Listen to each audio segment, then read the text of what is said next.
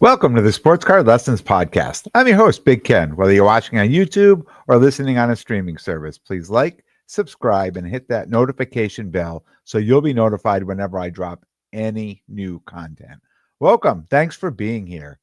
We have an early Sunday morning game today, so doing a little multitasking, watching the game, getting ready to record here. And it's been a pretty good game so far. So, this is not going to be a long episode. It's like, when the red zone comes in at 1 o'clock, it's like 7.5 hours straight. Well, today it's even longer, right? No red zone, but it's football from 9:30 in the morning till 11:30 tonight. So yesterday, Saturday, I went to a local show here in Connecticut, Trumbull. Um, and I have to say, I have to mention this. One of the nice things about going to a local show and knowing all the dealers and them knowing you and generally, or knowing me and generally what I buy, right? As soon as I walk in, people are like, I think I've got something you might want, right? So I wasn't the first person I walked through the door, right? Says, I've got something for you. It's a green shimmer Silas Swords auto. I'm holding that up, numbered to 85. As soon as I walk through the door, happy to have that card, right? Um, I always say I could probably get all this done without ever traveling to a show, right? Because people reach out to me all the time. I've got this card, I've got that card, and let's face it, not that many people are in the women's college basketball lane, so it opens the door wide for me to be able to purchase, a ton of stuff, and for a ton of people to be reaching out saying, "Hey, I've got something here for you." Um, but I still love going to the show. It just getting out there, talking to people, just being in the hobby, right? That's one of the best parts. And it seems like I haven't been to many shows over the last few weekends, so it was kind of nice to get up in the morning, get out, and go see some people, and just hear what's going on in the hobby. Get my finger on the pulse. Um, Today, right? A couple of shows going on locally, but today I decided to stay home. I'm redoing the office here, and I know it keeps changing behind me. Sooner or later, it'll be in its finished mode. But with the football all day, I just thought it was a great day that I could just put the TV on in here and just work around the office. I'm going to be doing some traveling in October, so I want to get this office done. That's one of my goals, is to get this done before I leave. Today's episode, something I struggle with this time of year, and it seems like every time this time of year, I get right back on the struggle bus with it. And it's generally coming out of summer, right? Doing mostly, I'm going to say the national. There's the East Coast National. There's a lot of big shows that happen through the summer. But if you're here, if you've been here and you listen to what I do, a lot of the buying and prepping and grading and everything I do is generally for that big summer push to sell everything off in the summer. So this time of year, I'm mostly cash heavy, right? I've done, the football circle has come full circle almost, right? I still have some football left, but I've sold most of it, right? So then I'm cash heavy, and I look around at my inventory, my long-term prospecting holds, my women's, NCAA college basketball stars, like Juju Watkins, Sarah Strong, Michaela Blakes, Silas Swords, who I just picked up, and a number of other girls that I'm prospecting on. And even the WNBA. And I know people are like, Caitlin's all done, right? But I like to see that market dip. I'm finding some nice pickups right now of the stuff that I've been holding anyways. I still believe, I'm a firm believer with the Caitlin Clark stuff, that the numbered stuff is going to hold its value. There is just a ton of base stuff out there, and inserts and all kinds of stuff. But I think the numbered stuff will hold its value, and I've been finding, some deals lately. Not saying I'm out looking for them right now because I think it's still a little early. I think her market has even more room to fall, over the next, 6 or 8 months before it'll start to improve again. Um, so some of her cards, Cameron Brink is another one I've been buying a ton of cards on. Um, and I always revisit this question that used to get asked a lot in the hobby and really haven't heard people talk about this much lately. But, would you rather have one PSA 10 and assuming a PSA 9 is 5x to a 10, or, one PSA 10 or five PSA 9s, right? Or have 20 $100 cards or one $2,000 card, or 10 $200 cards and one $2,000 card. And when I look around my office and I have just boxes and boxes of players that I'm prospecting on, stuff that I've graded, from graded cards to stuff that might be getting ready to go to grading, stuff that I'm just going to keep raw. Um, I have a massive inventory on people I'm prospecting on, right? And I start to think to myself, do I pull the trigger on some bigger cards? So instead of, continuously going out and buying cards like this green auto to 85, and the inserts, like a lot of the stuff that came out of the Bowman, do I continue to buy all these cards, or do I up my game and start looking for those low numbered, the 101s, the super fractors, things like that stuff, the rare and scarce stuff that's out there. And I know that sounds, like it's not even true when you're talking about ultra modern but rare and scarce. But there are some cards out there like the super fractors, the one of ones, the black, sapphire selections to 10. I mean, these are all low number. There's the red to 5. There's just low numbered cards out there. I did this with Trinity Rodman, and I know I haven't mentioned her in a while. And people always ask me, you still in on her? And I am. I mean, I have a massive collection. I bought so many doubles and triples and quadruples of most of her cards, because at that time they were coming out of Parkside, right? And there really wasn't, mass distribution on that. So I know, even though there's a lot of cards out there, I know they were somewhat limited, right? And then Panini started putting cards out of hers as well. But I just kept buying all these cards until there was really, I was buying the same cards over and over, and people were just selling them, and I'm like, why am I still buying these cards? Um, so then I just started pulling the triggers on all her high end cards, right? To be that, to have that top 1% of all, the high end cards, and then just a ton of the low end cards as well. Uh, but my dilemma is, for whatever reason, I always worry on spending $2,000 on one card. Don't ask me. I mean, it's probably something instilled in my mind, right? But I don't have any problem buying 10 cards at $200. But buying one card at $2,000, I struggle with it, and I know it's exactly the same. The amount is exactly the same, but it just feels different. It hits differently when you're putting $2,000 out on one card versus, you know,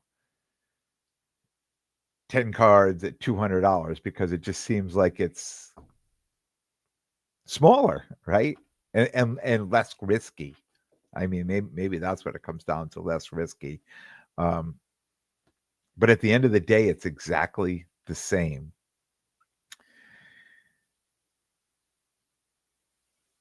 And when I'm making those lower end purchases, I don't even put much thought into it. I mean, if you've seen me out at shows and I see that you've got some of the cards I want, I'm just like, all right, take this one, take this one, take that. I mean, I don't put much thought into it. Um, But those bigger cards I struggle with. Uh, and I think it goes far beyond the quantity over quality. Uh, and I know that's, I've had this discussion with what many people about quantity over quality. And of course, everybody would choose the quality. Like, give me those bigger cards. Um, but then I say, let me see your PC.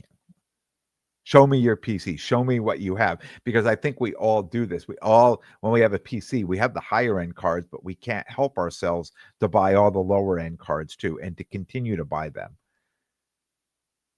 Um, Even with my own PC, I feel that way. Recently, a card popped up, a PC card that popped up that I'm really contemplating pulling the trigger on. And I thought to myself, what would I need to move to build up the funds to buy that card? And I realized I put myself in a situation where I need to sell a bunch of small cards to build up the funds to buy that one big one, the level up, the old level up. Um,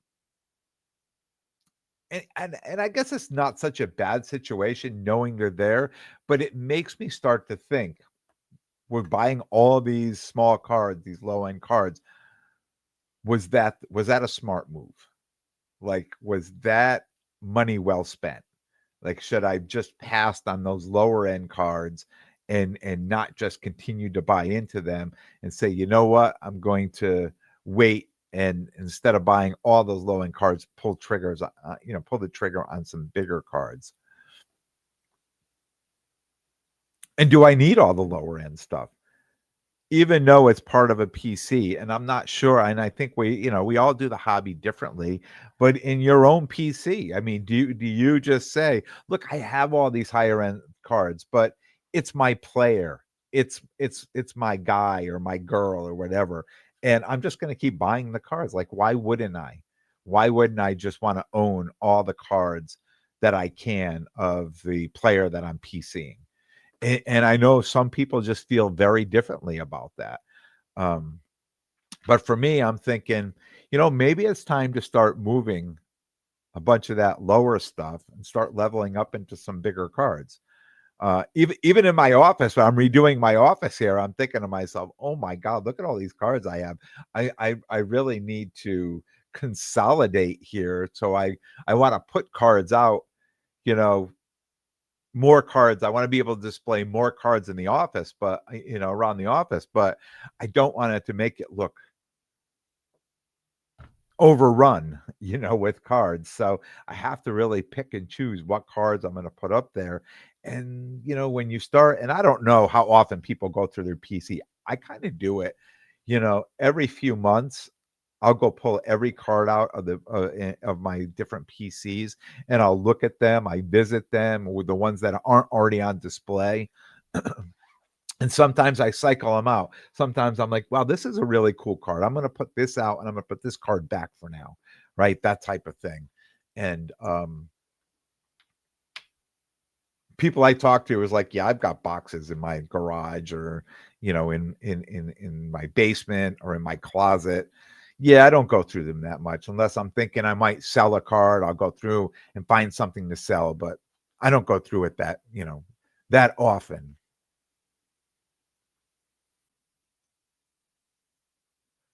I think one of the problems with PCing ultra modern cards is that there's just so many variations. And how do you decide which ones to get and which ones not to? And that's why I always end up just buying all of them when I really should just be buying the top 1%. And I know this, and I'm talking about this, and I'm going to tell you to do it and not fall into the same trap I do, right? But it's it's tough to turn away sometimes. Um, I mean, I really should be just buying those 1%, and not every variation, not every colored card, not every numbered card. Although I tried to make this change over the last couple of years, I seem to fall right back into it. It just seems to be a pattern of buying every variation.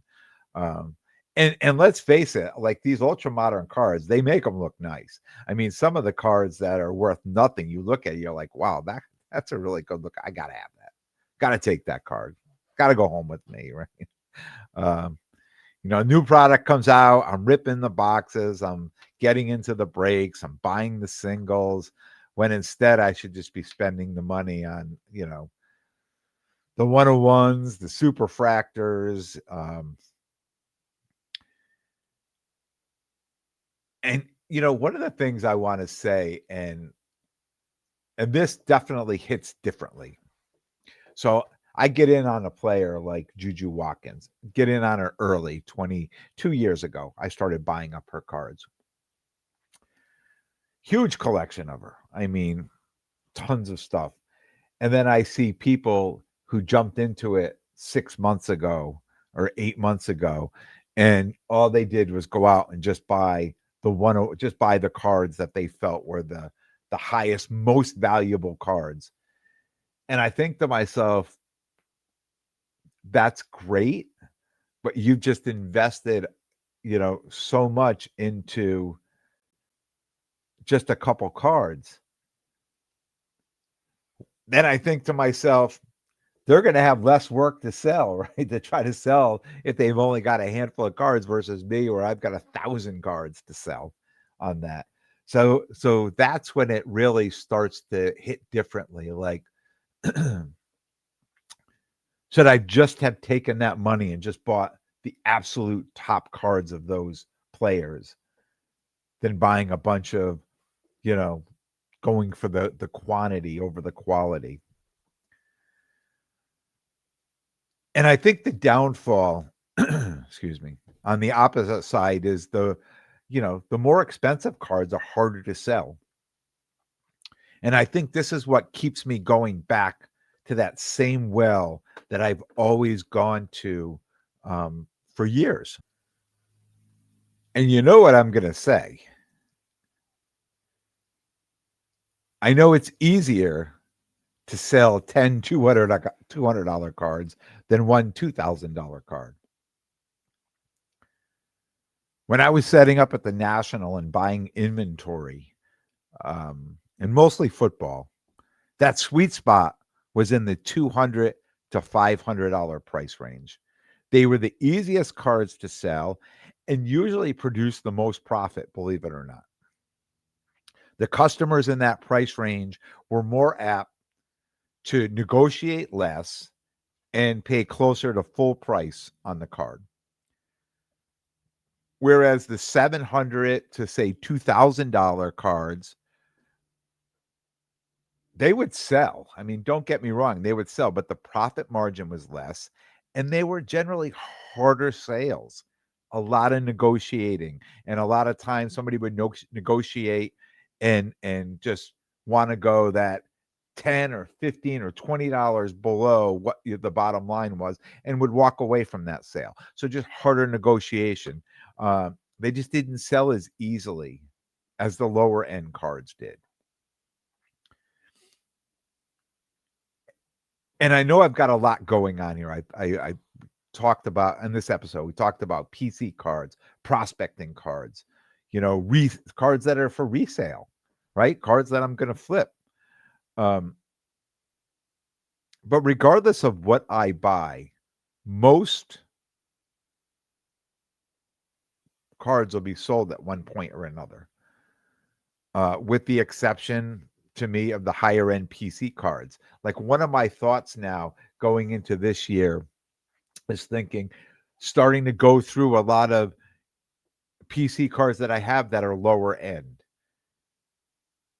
and say, do I need to keep these, or should I start moving out these lower end ones and buying some higher end cards? Right. At the time I started PCing some players. Maybe the prices of those cards were just, in my mind, were just out of reach, where they're not so far out of reach anymore. Um, and I know we all, and I'm explaining this at the end because I know I'm going to get some people leaving in the comments like, "Oh, you're just a seller. You don't PC anything. You don't have any collections. You're not a collector." But truly, I am. I try to do every part of it in the hobby. Like, I have my PC PC cards that, we talk about what happens to these cards at the end, right? Who gets these cards? And I say the end, I'm a little closer to the end than most people out there. So, I mean, what happens to these cards at the end? Who gets these cards? Does anybody want these cards? I mean, if you set up at shows like I set up at shows, um, you get some people come in and being like, "Well, my grandfather died and he left these cards." Like nobody knows what to do with them, right? And a lot of times people are just giving grandpa's value away. Like somebody's really making out that grandpa put all that work into those cards, but nobody knew what the value is, and they're just looking to cash out. They don't care. They get 1,000 or 20,000. They have no idea what those cards are worth. And I think that's probably a whole other episode, right?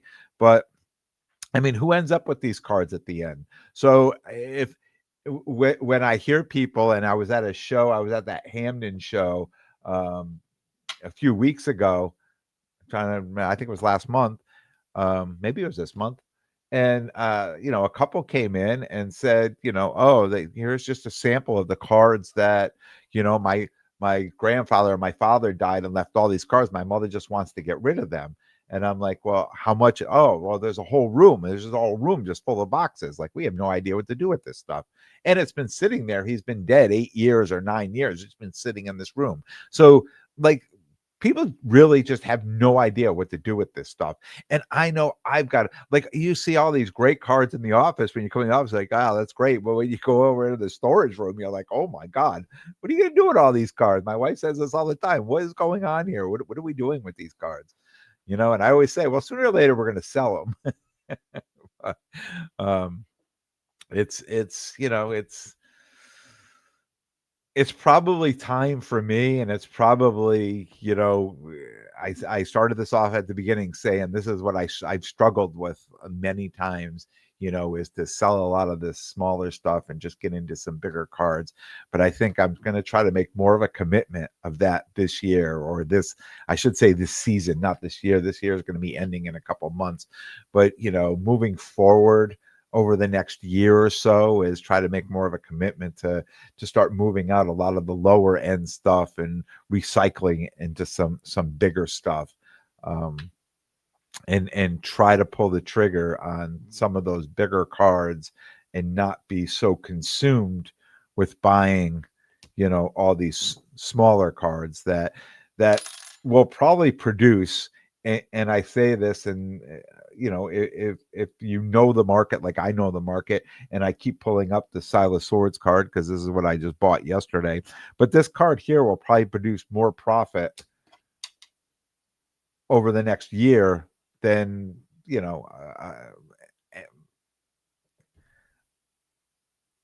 a lot of football cards that I'll either open, or football rookies that I have, even from this last set, the last draft class, the Jaden Daniels and the Bo Nix and all that. I mean, I know you don't think so, but those cards are becoming so overproduced that the values drop so fast on them, where these cards started out very low and they're going to go in the opposite direction. They're going to go up on a number of these players. There's a lot more eyes on that college world today, and I think there's a lot more profit in there. It's to me, it's just a great lane to be in. Um,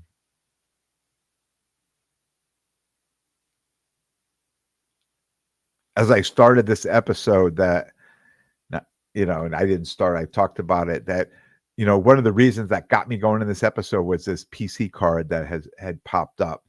And I've decided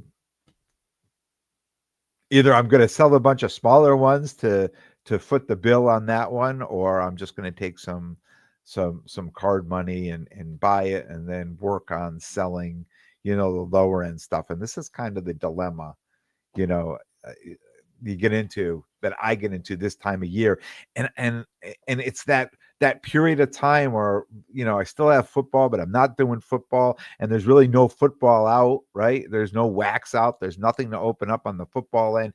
Basketball's coming, but there's really nothing happening with that right now. Hockey's coming, and I don't do anything with the hockey cards anymore, right? But everything's coming, or it's gone, or it's right? We're kind of in this little lull, and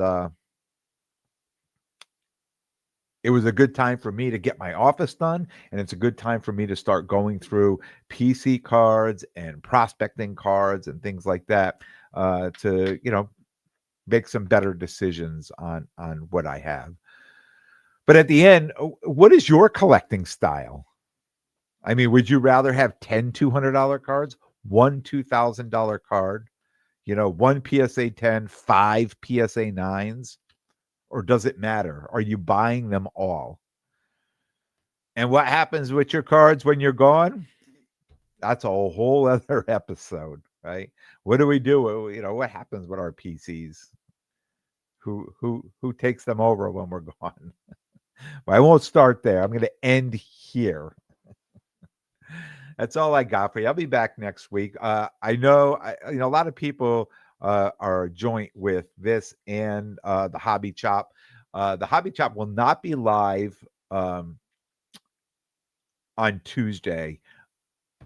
We're going to record an episode. I've got something going on. I can't be live Tuesday night. You're going to get a recorded episode, and I will be back. That'll be Wednesday morning. You'll get that, and I will be back with a solo next Sunday. I want to thank everyone for tuning in, and if you like what you hear, please definitely subscribe, and most importantly, tell a friend and spread the word. Until next time, take care of yourselves and everyone around you.